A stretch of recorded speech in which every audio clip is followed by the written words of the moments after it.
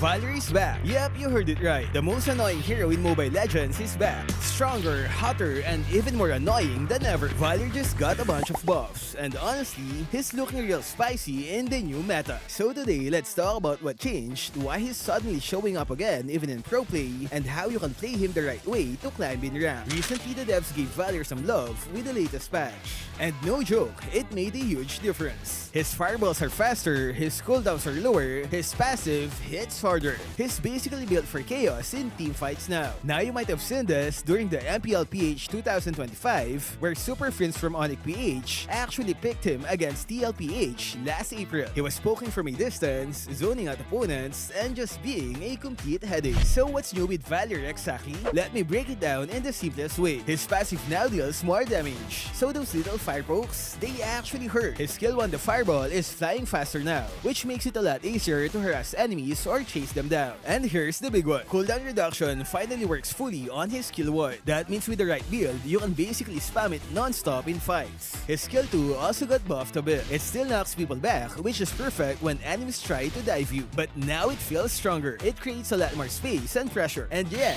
they did remove that bonus damage from his ult that used to boost skill 1 and 2. But honestly, with other changes, he doesn't even need it anymore. Alright, let's talk about matchups. VALIR's strength comes from controlling space.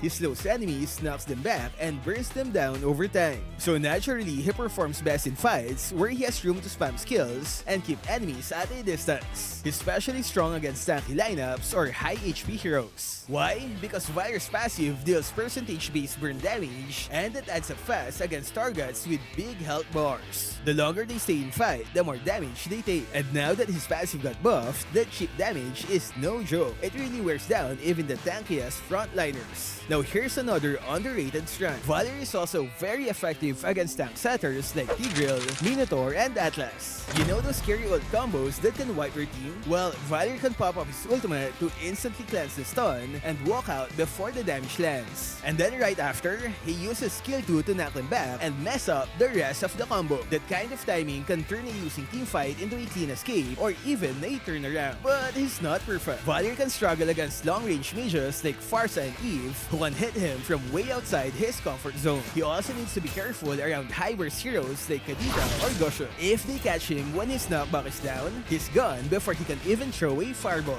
For team comps, VALIR loves having a good frontline, someone to soak damage and create space. That way he can stay in the back, safely spamming skills and zoning everyone out. But if your team has no peel or no CC, and everyone's just diving in, good luck. You'll spend more time running than casting. Alright, so let's say you want to try VALIR. How should you actually play him? Start the game by locking in your first skill immediately. That way, you can start stacking it right away and be ready to poke as soon as someone shows up. In lane, just clear the way fast, then hide in a bush near the jungle. If someone tries to walk in, fireball. If they try to fight, use skill 2 to push them away. During turtle fights, don't go front. You're not a tank. Stay behind your team and just zone enemies with your skills. If someone tries to dive the back line, push them back. Rinse and repeat. Now for the build. In the pro scene, we saw SuperFrince rocking items like Mana Boots, Glowing Wand, and Enchanted Talisman. After that, he was probably aiming for Blood Wings and Divine Glaive for that big magic power spot. And if the game dragged on, the last slot could have easily been Immortality or Winter Crown just for some late game survivability. Now the emblem setup he used with that build fits really well too. He went with the Mage emblem, then took Inspire for the cooldown reduction, which is perfect with the new skill 1 changes. He also added Tenacity to survive burst and Temporal Rain, which gives you shorter cooldowns after popping your ult. That synergy lets you spam skill 1 more during crucial team fights and help you stay at threat longer. But look,